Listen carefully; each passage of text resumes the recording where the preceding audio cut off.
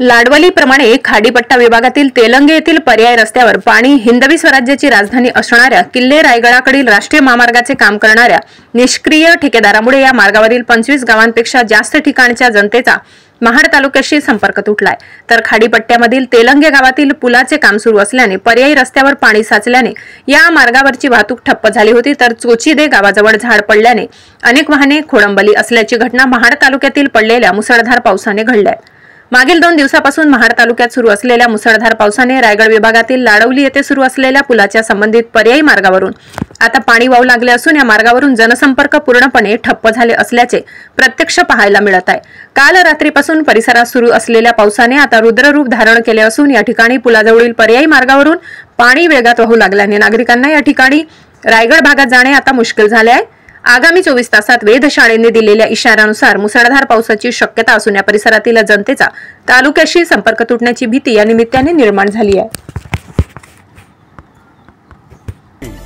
1:30च्या सुमारास अग्नितांडव उसळलं आणि त्याच्यामध्ये कमीत कमी 9 जनावरं मृत्युमुखी पडलेली आहेत। आज त्या शेतकऱ्याचं एवढं प्रचंड नुकसान झालेलं आहे की त्याला शेतीचं सीझन आलेलं आहे, नांगरणी करणे आहे। आज त्यांच्याकडे जनावरं उपलब्ध नाहीत।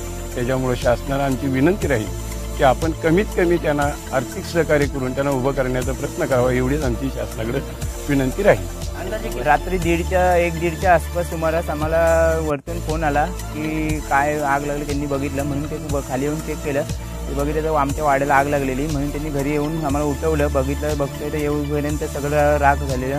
गुरं जवळजवळ 9-10 गुरं त्याच्यात मृत्युमुखी पावलेली आणि जवळजवळ 7-1 लाखाचं नुकसान झालेलं आमचं।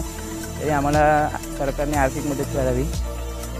आज फार मोठं आमच्या गावावरती फार मोठं दुःख आहे। प्रभाकर गोपीनाथ देशमुख यांचा वाडा, त्याच्यामध्ये त्यांची गुरं आणि किशोर आत्माराम देशमुख यांची अशी दोघांची मिळून गुरं त्या वाड्यामध्ये होती। रात्री 1 का 1:30 वाजता वाड्याने पेट घेतला, कसा घेतला ते कुणालाच माहिती नाही। पण ज्या वेळेला ग्रामस्थांना कळलं की वाडा पेटतोय त्यावेळेला अनेक ग्रामस्थ तिथं आले, गुरं वाचवण्याचा प्रयत्न केला पण ते शक्य झालं नाही। 1-2 गुरं वाचवली आणि बाकीची सगळी गुरं वाड्यामध्ये अडकली आणि ती 9 गुरं मेली। आज या शेतकऱ्यावरती फार मोठं दुःखाचं संकट त्याच्यावरती आलेलं आहे। आज आपण शासनाच्या मार्फत आणि तुमच्या मार्फत त्या शेतकऱ्याला जास्तीत जास्त मदत कशी होईल याच्याकडे आपण सगळे लक्ष देऊन त्या संकटातून त्या शेतकऱ्याला दूर करण्याचं काम आपण सगळ्यांनी करू।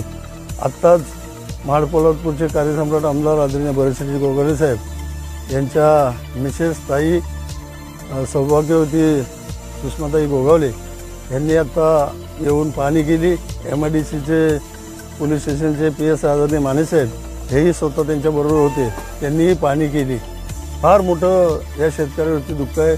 जवळजवळ 7-8 लाख रुपयाची नुकसानी त्यांची झालेली आहे आणि यातून शासनाने त्यांना बाहेर पाडावेत आणि जास्तीत जास्त त्यांना मदत कशी होईल अशी मी सरपंच या नात्याने शासन दरबारी विनंती करतो। मी डॉक्टर शबांगी भाऊराव केवट आहे, सहाय्य आयुक्त तालपसची महाड। मला सकाळी 8:30च्या सुमारास कॉल आलेला इकडे की गोठ्याला आग लागलेली आहे। तर मी आता आली त्या क्षणी मला 2 जनावरे इथे मिळालीत। एक जरा 60-70% पर्यंत जळालेली आहे, दुसरी जरा व्यवस्थित आहे, जिवंत आहे आणि फिरत आहे, तिला काय एवढं नाही आहे। आता जी गाय आता जखमी झालेली आहे तिला आपण ट्रीटमेंट केलेली आहे आणि फॉलोअप करून तिला आपण ट्रीट करूया। अंदाजे किती जनावरं या ठिकाणी होती? अंदाजे जसं ओनरने सांगितलं